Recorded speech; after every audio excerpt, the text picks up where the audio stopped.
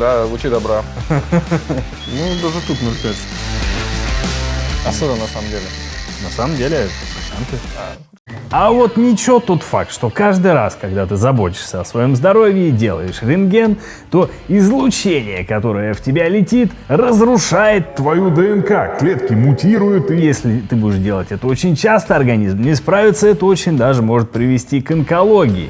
Именно поэтому флюорографию советуют делать не чаще, чем раз в полгода. Ну, ты наверняка ее делал. То КТшка зуба понадобится посмотреть, где там корни застряли, то ту же самую флюорографию легких надо сделать, посмотреть, что с ними. Сегодня у нас как раз появилась возможность поиграться с одним из таких аппаратов, а заодно проверить, что с моим чипом в руке. Он уже целый год не работает. С вами Даня Крайстер, лаборатория БНБ. Погнали просвечиваться.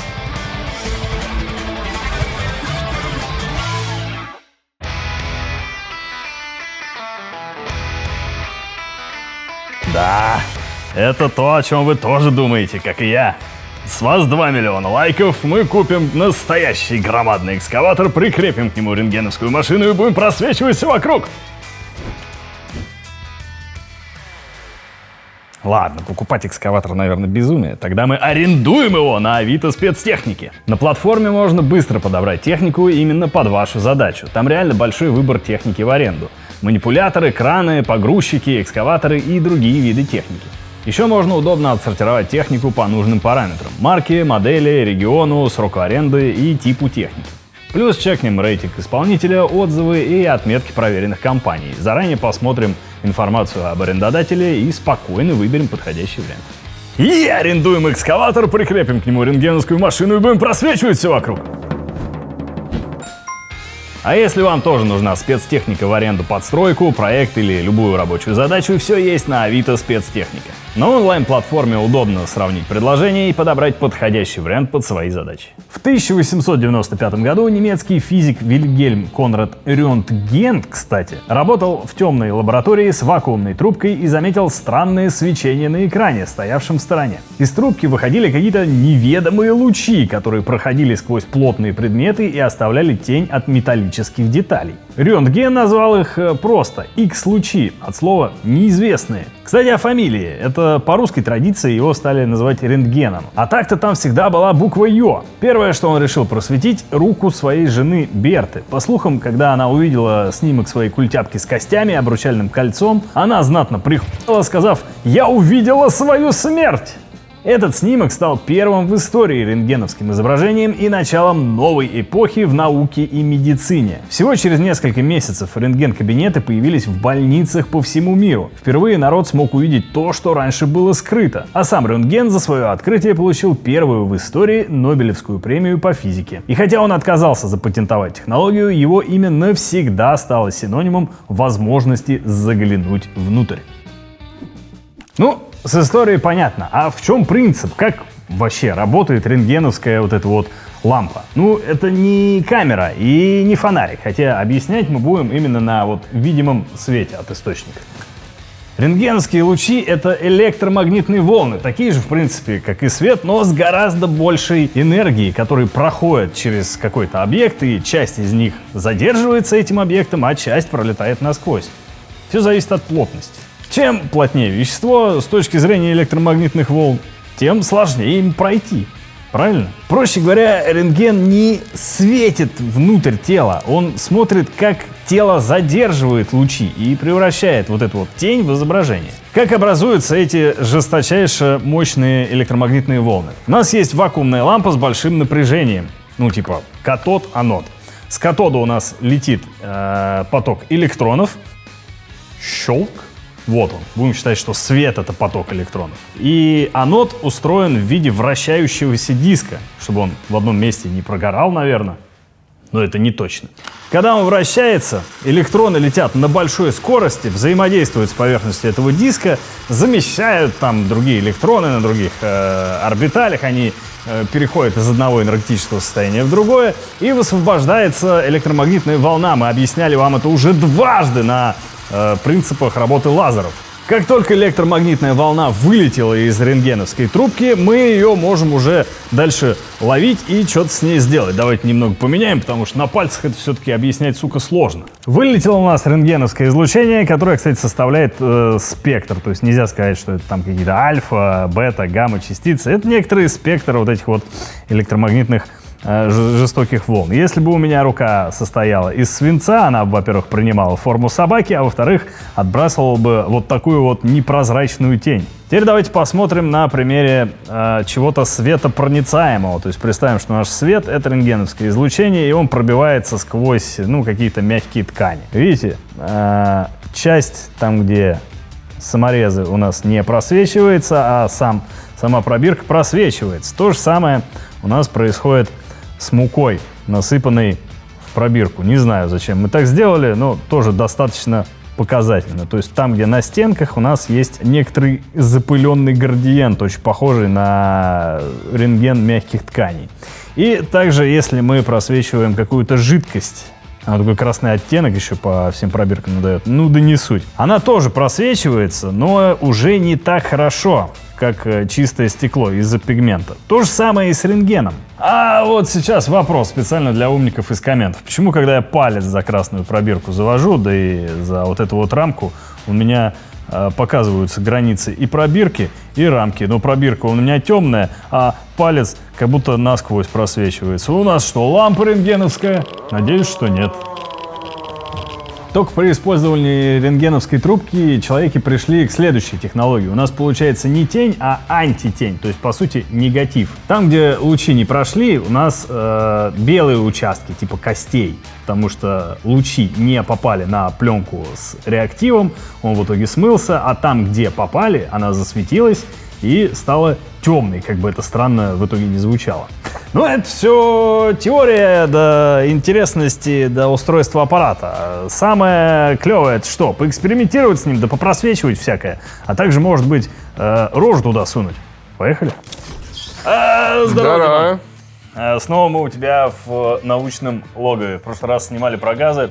Сегодня приперлись тоже кое-что сложное, научное подраскрыть, так сказать. Меня интересует больше всего вот эта банка. Она же работает по принципу обычной неоновой лампы, по сути, да? Там внутри электричество. Ну, по сути, да. У нас там есть катод, который представляет из себя вольфрамовую спираль. Он раскаляется, и, соответственно, с него летят электроны в вакууме, попадают на мишень. 99% преобразуется в тепло, и 1% в тормозное рентгеновское излучение, которое, собственно, нам и нужно. КПД 1%? Да, 1%. Охренеть, она охлаждается же как-то. Она, да, маслом полностью залита бочка, и этого достаточно.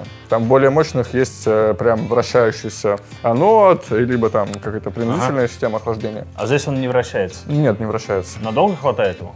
Не знаю.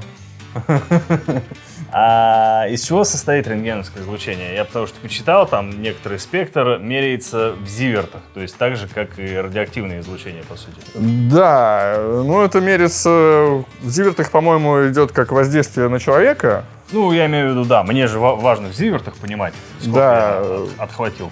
Да, это измеряется в зивертах. А вообще рентген час у нас есть еще такое понятие, сколько у нас прошло за единицу времени. Ну, зиверты, кстати, тоже, они за единицу времени. То еще измеряется напряжение, которое на трубке. Вот, в данном случае можем его регулировать там в пределах 150-200 киловольт. Киловольт, да. Ну, то есть там 200 тысяч вольт. Серьезное дерьмо. Ну, то есть частицы из него никакие не летят, только электромагнитные волны? Да, электромагнитные волны. Очень малой длины волны. Концентрированные, мощные, жгучие. Ну, да, лучи добра. С основной штукой разобрались, на что она будет светить, как устроен экран и как мы будем понимать вообще, откуда берется компьютер. Значит, экран у нас представляет из себя какое-то бумажное, наверное, основание. На нем нанесен люминофор. Вот на самом деле он вот свеженький. Я хочу отметить, что охуительный DIY-ный короб у нас здесь. Это свинцовые листы, правильно? Да, это 2,5 свинцовый лист. И стекло вот это свинцовое, которое сантиметровое, это эквивалент 2,5 2,5 мм свинца. А заднее стекло у нас, там, наверное, эквивалент около 6 мм свинца. Оно 25 мм или 30. То есть оно вообще не пробивается? Да, если у нас нету отраженного излучения, то за ним будет по нулям. Клево. Из чего состоит люминофор? Люминофор — это вольфрамат кальция, легированный итербием. И тербий у нас...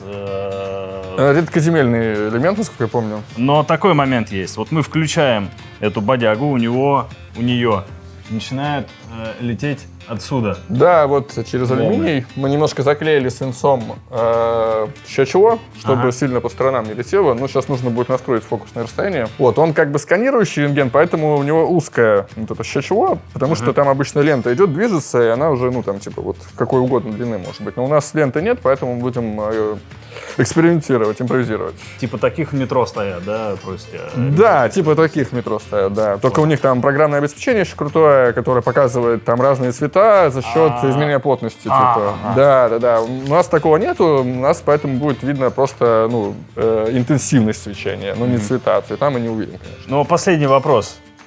Свинцы трусовые нужны? Обязательно. Я всегда в них хожу. Каким образом мы будем защищаться? Мы будем защищаться, ну, во-первых, у нас есть вот этот импровизированный аквариум, который будет там прямой луч блокировать, чтобы камеру там сильно не попортило. А мы будем выходить за бетонный блок, за стену. И в этот момент здесь еще в обратку в разные стороны. Да, ну, бетонный блок достаточно хорошо защищает. Мне все нравится. Я уже не могу дождаться, когда начнем. С чего начнем? Начнем с настройки фокусного расстояния, потому что надо проверить, как это работает. Давай. Вот. Давай. Я встану сразу за, как в самое безопасное место. Нет, это самое опасное. А какое нам расстояние нужно? Да вот не знаю, примерно так. Примерно так, окей. Что будем проверять? Ты уже наэкспериментировался с ним? Ну, я так, на самом деле, вот пару раз включал, у меня вот волосы выпали, поэтому я аккуратно с ним работаю. Не, волосы это от возраста, у меня такая же херня. Так что нормально. Слушай, а ты его в целом где взял? Ну, на Авито купил. Талибы не приедут на джипах за нами? Не знаю. Вот, очень такой интересный вопрос. Как за доком. Они нашли меня, не знаю как, но нашли. Спасайся, Мартин! Кто это? А ты как думаешь, это ливийцы? Попался! Вот черт! Сейчас я светану быстренько. О, Ну вот, прям сколько надо. Ничего не светится почему-то, да? притом экран у нас тоже не светится. Твой пробный. Давай. Интересно. Ну, Вот так поставим. да, может быть, это слишком светло. Давай еще раз проверим. Не, есть, просто слабо. Есть слабо, да. Надо света меньше еще, гораздо меньше света. Так, ну что, давай проверим еще раз. О. Так, а он светится, походу, с этой стороны все-таки. Некоторые корректировочки по экрану. Оказалось, что мы не той стороной его приклеили. И прицелились еще по ширине луча, чтобы у нас максимум весь экран задевало. Бэмц. Вроде даже ровно. Ну да, вот такая широкая полоса, примерно сантиметров 15. Должно быть теперь видно. Так, значит, маленький попробуем экран. Так. Примерно вот так. Зашкал. Есть. У меня на зубах металлический вкус появился. А, это нормально. Когда обливать начнешь, уходи. О, раз... Да, этот экран сильно ярче. Ну, И- значит, на нем будем делать. У нас все равно картинка, видишь, не очень большая, объемная, широкая. Ну, потому что щечево узкая. Ну, ничего Но страшного. щечево мы сейчас расточить не сможем. Ну да. Это долго, это на Не, нам хватит этого экрана, только надо прицелиться побольше в него. Ага. Так, господа, все, что сейчас будет происходить, чрезвычайно опасно для здоровья. Поэтому мы будем выходить в коридор и удаленно включать через умную розетку и наблюдать все это дело с iPad. Плюс стоять с дозиметром, чтобы смотреть, сколько до нас долетает, потому что это вообще не игрушки. Ну, а теперь погнали. Долетает даже до сюда. Да? У меня нет. Ну да. 1,5.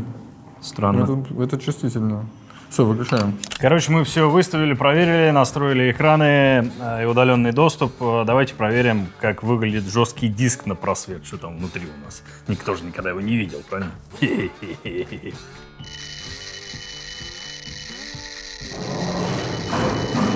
О. Слушай, тут еще больше. Блять, мне не нравится. Подожди. Все, выключаю. Вот здесь меньше, да, вот здесь. Ага, окей, все, уходим. О, здесь, кстати, меньше.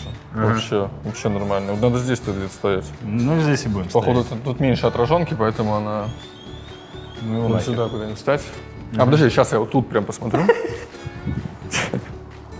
Типа, тут, по идее, вот за экраном. О, вообще норма. Ну, почти. Чуть-чуть выше нормы. Пошли в другое, Короче. в другое здание. Да. Вот сюда, кстати, можно на лестницу. Так, включаю.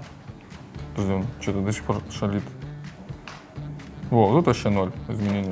А я вам напоминаю, что наш мерч можете купить по ссылке в описании. Например, футболки суперплотные из хлопка с принтом, сделанным шелкографией от художника панковских клипов. Не менее охуительные худаки с премиальной вышивкой, которая переживет хрен знает сколько стирок. Она вообще вечная, притом ткань настолько плотная, что весит он в районе килограмма. Мерч получился настолько качественный, что это не просто поддержка нас, это реально охуительная вещь сама по себе. Брелочки из нержавеющей стали, они вообще вечные. Нашивки 5,7 см на клею и на велкро-липучке. Наша фирменная разработка. Карандаши разметочные, столярные, строительные, с линеечкой. Их можно использовать как штангенциркуль. Также мы добавили товары со старым лого, носочки из 100% хлопка и эмалированные кружки с нанесением горячей деколью. Ты ее хрен чем сотрешь, только скалывать. Не упусти свой шанс зацепить. Рентген используют, чтобы просвечивать всякие окаменелости и даже те породы, в которых типа уверены, что что-то есть, но непонятно, как оно там расположено. Сейчас посмотрим, как это отобразится. Трилобитики. Не, ну как бы шутки шутками, а свинцы трусовые я все-таки поднадену, мне еще размножаться хотелось бы. Так, что у нас там трилобит? Вырубаю. Видно, что что-то есть, но четких очертаний очень сложно заметить. Ну, потому что, типа, камень и камень, весь однородный. Ну да. Типа, непонятно, как они там что смотрят. Более точное какое-то оборудование нужно для этого. Погнали дальше. Так, давайте просветим турбомолекулярный насос. Тут рычажка, ротор и достаточно толстый слой алюминия, ну, миллиметров, наверное, 5, а тут и больше. Ну, мне давно такой нужен был. Ну, можем обсудить. По сходной цене. Так. Оба. Ну, даже тут 0,5. Лучше вообще вот туда уходить. 0,4, 0,5. Ты знал, у тебя ящерица на спине? Не может быть. Она зацепилась, наверное. Можешь выбрать любое животное. Которое ты захочешь. Ящерица. Все, давай смотреть, что у нас там просветилось. Ага. Ну, на большом экране будет очень классно. Ага. Наверное. Насквозь пробило, да, видно Пробило, слои. да. Ну, там ротор, у него много крыльчаток, там 1, 2, 3, 4 разного размера. И вот оно все так движется там. Поэтому и турбомолекулярный. Турбо. Следующий просветим шпроты, посмотрим, видны ли у них кости вообще, ну и что там будет. Ты рыбу видишь? Ну, прям четко нет. Но я думаю, что из-за того, что там масло, оно все это смазывает. Вот если бы масла не было, то можно было бы скелет этот видеть. Масло смазывает картинку. Стопудово. Рыбу видишь? Нет, а она есть. Давай выльем масло и посмотрим. Масло слито, прям как на Волге. Устанавливаем, пойдем А смотреть. шпроты потом надо будет отведать. Ну, конечно, просвеченные. Нет, что-то как будто бы видно. Крышка теперь мятая видна. А почему крышка мятая? Это же открывал. Ну, она не настолько мятая. Она как бумага Ну, помялась. что-то видно, короче. Вот видишь, вот такие вот штуки. Силуэтов рыбы не видно, костей не видно, но видно уровень масла. Что это? Ну, уровень масла видно, да. Свинцовое масло получается? Нет, оно Идем такое дальше. там. Будешь? Да. У меня еще есть. Интересно на ее кость А пивас посмотреть. доступен? Пивас еще не просвечивает. Еще не Следующий. просвечивали. Ладно. А вот, короче, на Озоне продается, значит, пленки дентальные, самопроявляющиеся для стоматологии. Вот, они вот так вот выглядят, их нужно... Я ни разу этого не делал, но мне такое как-то делали в дешевой клинике, дешевый рентген, потом зуб переделали снова. Вот, тут есть инструкция, вот мы сейчас поставим за рыбу, вот надо прочитать, какой стороной. За пленку, скорее всего, или как? Не, просто за рыбу, да, она же самопроявляющаяся. И потом вот попробуем проявить, вот по инструкции. Это вот это? Нет, вот эта пленка, а это проявитель. Ну, типа на нее надо давить как-то там. Я не знаю, чувак, я отвечаю, сам первый раз вижу. Плотно прижмите, easy press. Продолжайте вдавливать. Вот эту помассировать. Выдавите жидкость обратно, откройте и посмотрите. Какой стороной класть, да? Мне кажется, вообще Нет, она должна быть обязательно правильной стороной. Ну, давай, 2 кладем. Все. О, ну, скелет видно, в принципе. Слушай, хребет. да, видно хребет. Хребет, косточки и сами пластинки тоже видно. Пузырь видно. И башку хотелось бы получше. Надо было чуть пониже положить. Ага. Ну, ничего. Давай выдавливать реактивы.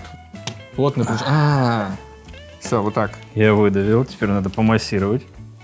Плотно прижмите, продолжите надавливать и массировать SpeedX. Вот эту массировать надо. SpeedX я могу массировать. SpeedX. О. Слушай, ну достаточно... Сколько надо массировать? 30-45 секунд. Ускоримся. Да, вытаскиваем пленку. Пинцетом. Руками, думаешь? Руками нельзя, да, ну ладно, уже поздно. И промываем. Не видно, кстати. Потому что надо дольше массировать.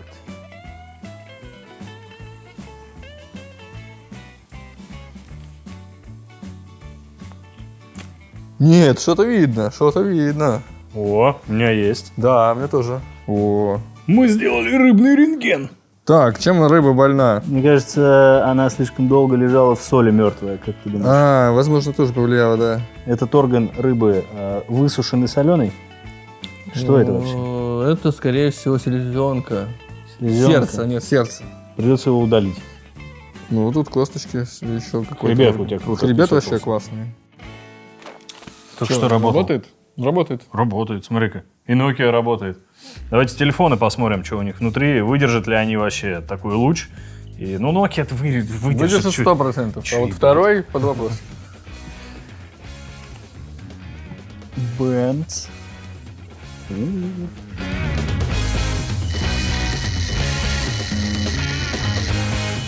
О. Один желтый какой-то. А он не выключился, экран. Смотри, это цифра. О, нифига себе. Он включенный просветили. Прикольно. Видно на Nokia экран много насквозь. чего видно. Да, вообще все видно насквозь. Ну, прикольно, что излучение от экрана, оно тоже отражается на бумаге. Ну, оно, видимо, просвечивает просто немножко через экран. Слушай, да, стал хуже работать. Ну, это, наверное, Android просто. Сейчас, подожди. Так дело не в радиации, дело в том, что это Android. Он, всегда так работал. Конечно, он всегда так работал. Хотели всегда узнать, что в очередном лутбоксе находится, в том числе беда из 90-х. Непонятно, что из за игрушка в киндер-сюрпризе. Вот есть аппарат, который Есть может способ, да. позволить это.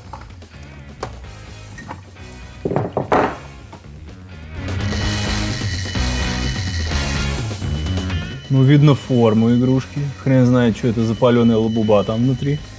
Ну, в киндере детальки, конечно, видны, но понять, что там мальчик или девочка, сложно, конечно. У вас будет конструктор. Вы поняли, да? Ну, в общем, Инженер. Интересно. Наверное, если ты шаришь в форме этих лабуб, если они разные рожей, то понять можно, потому что мех вообще насквозь Я пробивает. просто даже не ничего знаю, что видно. это за лабуба, первый раз слышу. Лабуба. Та еще лабуба. Окей. Стало оно радиоактивным? Нет? Как думаешь? Думаю, нет. Давайте проверим. Блин, зря. Не стало. Зря светили.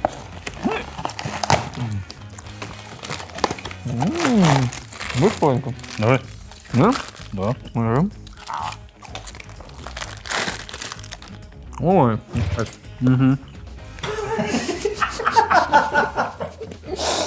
Хотел бы все такое, ну слушай, Да. нет? Ни за что. Лабуба.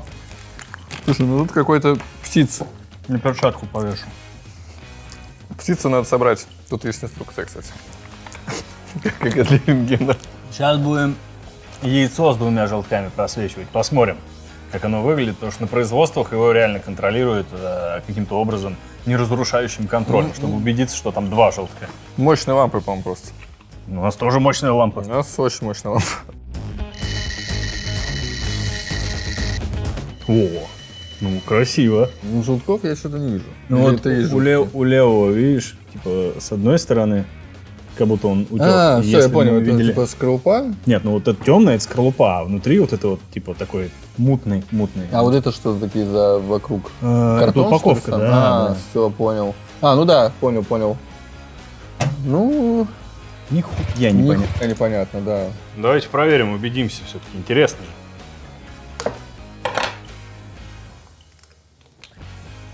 Ну, в натуре 2. Смотри-ка. 1 яйцевая.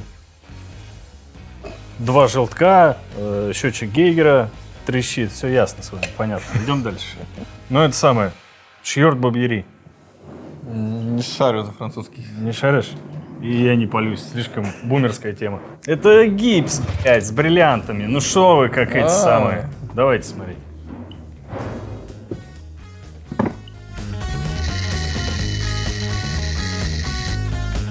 О, смотри-ка. Видно камни некоторые. Ну, или у него волчанка. А вот эти штуки — это монеты, да?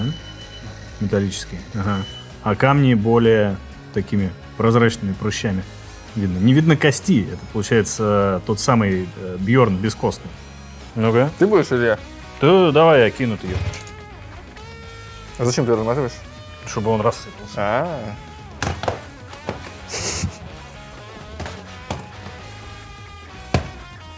Убедимся же. К соседям. Я не рассыпался. Вот они, стекляшки. Я богат! Я богат! О, монеты. Смотри-ка. 5 рублей. О. Да, монеты прям хорошо были видны. Богатство. А это что, треугольники от голтовки? Тоже пойдет. Есть отличная история про рентгеновский аппарат. В 30-х годах в Америке продавцы обуви им постоянно пользовались, чтобы посмотреть, насколько хорошо ботинок сидит по ноге. До тех пор, пока они начали вымирать как вид. И начали искать, а в чем же дело?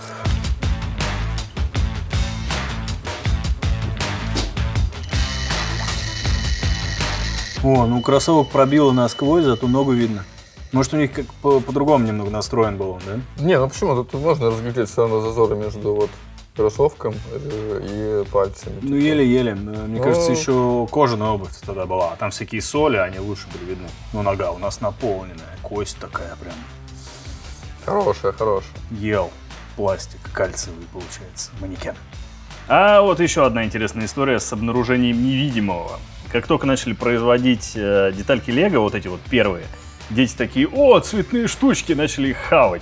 И чтобы обнаружить, из-за чего там, хотел сказать, неполадки у ребенка, типа, троить начал. Сначала не понимали долгое время, и даже на рентгене было не видно, что происходит вообще, может, схавал что-то не то. А потом, когда выяснялось, что вот эти пластиковые детальки не видно, в них начали добавлять вещество. Сульфат бария. Его видно на рентгене. Да, его как раз используют при рентгеноскопии желудка, чтобы видно было, что там не так. Ага.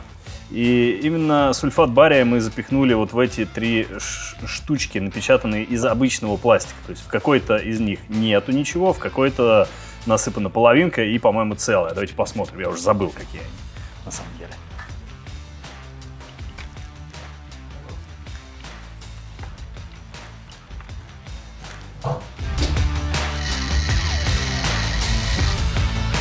Тут, кстати, на 2 почему-то видно какие-то потемнения серьезные. Ну, вот туда мы засыпали, да, а одна у нас прозрачная, хотя ее тоже видно. Да. Ну, мне кажется, в формате типа внутренности она бы потерялась. Слушай, не, я думаю, что вообще странно. Может быть, обычный лего из другого пластика делается? Да, скорее всего. А нету обычного лего, да? Не, ну нитрат бария лучше виден. Сульфат. Сульфат. Какая разница? Ну, в целом, да, барий. Погнали просвечивать аккумуляторы. Интересно узнать, насколько они наполнены, потому что у нас есть типа не особо качественные, по идее, и хорошего это качества. должно быть хорошо заметно.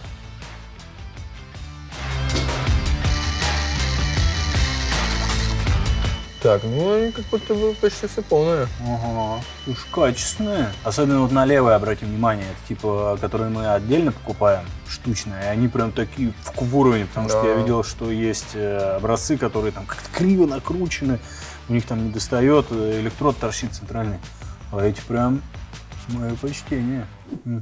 Интересный момент. Насквозь мы просвечиваем, но у нас все статичное, ничего не шевелится. Интересно посмотреть на механизмы внутри в движении насквозь.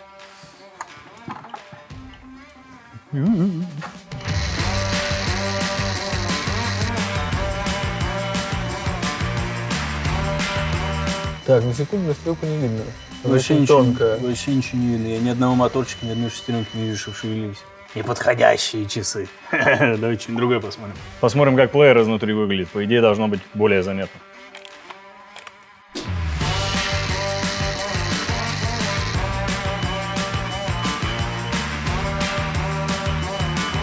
О, Шевелится. офигенно.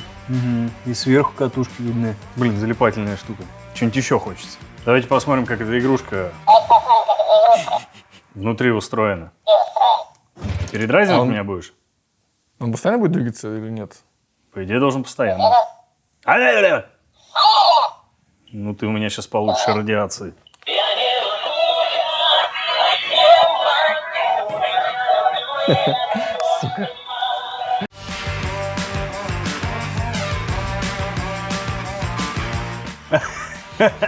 Кишки такие шевелятся.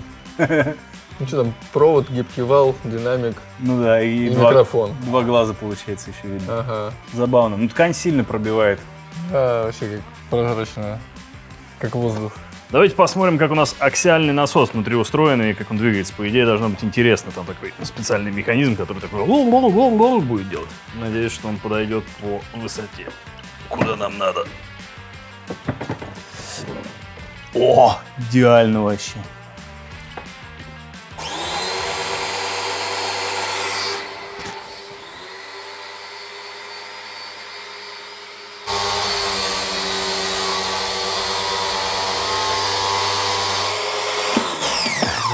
А ты верещать. О, хуй.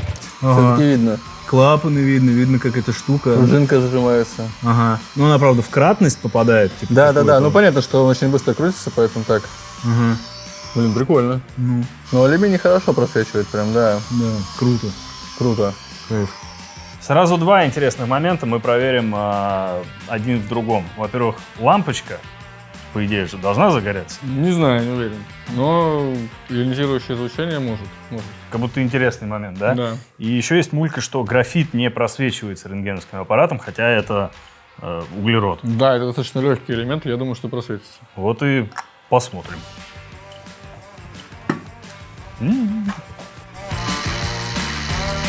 Ну, что я могу сказать? Во-первых, лампочку охрененно круто видно. Это один из самых красивых рисунков, которые мы сегодня получили. Все эти спирали там.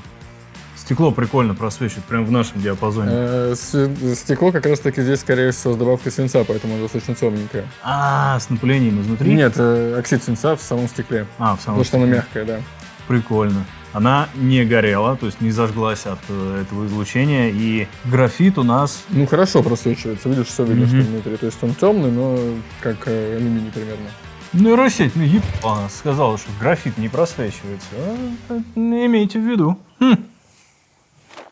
Ну что, мы добрались до самого интересного, с чего начинали это видео. Это просветить руку. Многие художники и ученые делают оммаж первому снимку руки, вот этой вот костлявой, чтобы воссоединить, так сказать, мир искусства и науки. Поэтому не вижу зла. Нормально. Не вижу причин не сделать этого, я хотел сказать. У меня сейчас на руке аж целых 2 чипа. Давайте посмотрим, как они выглядят. Плюс мои кости, кольцо. Да, но надолго включать не будем, потому что это все-таки опасно. Не включайте. И, в общем, да. Уходите. Ни в коем случае не повторяйте это дома. Ни в коем случае. Или даже на улице. Ни в коем случае.